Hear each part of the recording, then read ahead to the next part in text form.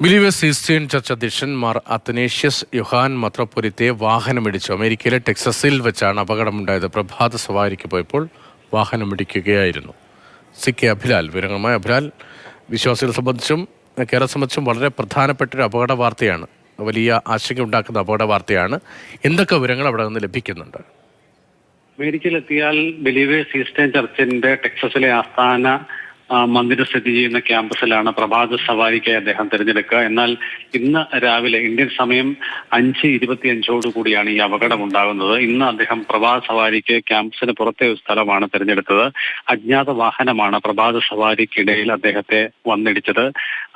ഗൗരവകരമായ പരിക്കാണ് അദ്ദേഹത്തിന് ഏറ്റിട്ടുള്ളത് എന്നുള്ളതാണ് believers Christian ചർച്ചിന്റെ Pathanamthitta ആസ്ഥാനത്ത് നിന്ന് നമുക്ക് ലഭ്യമാകുന്ന വിവരം. അദ്ദേഹത്തെ ടെക്സസിലെ ആശുപത്രിയിൽ പ്രവേശിപ്പിച്ചിരിക്കുകയാണ്. അവിടെ തീവ്ര പരിചരണ വിഭാഗത്തിലാണ് അദ്ദേഹം ഉള്ളത്.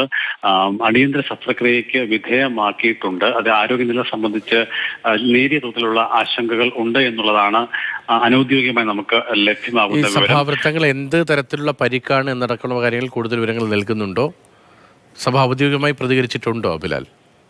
ഔദ്യോഗികമായ വിശദീകരണങ്ങൾ നമുക്ക് ലഭ്യമാകുന്നതായിട്ടില്ല. അതേസമയം തന്നെ ഈ അപകടവുമായി ബന്ധപ്പെട്ട് കൃത്യമായ വിവരങ്ങൾ പത്തനംതിട്ടയിൽ സഭയുടെ ആസ്ഥാനത്ത് കൃത്യമായി ലഭ്യമായിട്ടില്ല. ഇടിച്ച വാഹനം ഏതാണ് എന്ന് തിരിച്ചറിഞ്ഞിട്ടില്ല എന്നുള്ളതാണ് സഭയുടെ വക്താവായിട്ടുള്ള ഫാദർ സിജോ പന്തപ്പള്ളിൽ വിശദീകരിക്കുന്നത്. അതേസമയം തന്നെ അദ്ദേഹത്തിന്റെ പരിക്ക് ഗുരുതര സ്വഭാവമുള്ളതാണ് എന്ന് വിശദീകരിക്കുന്നുണ്ട്.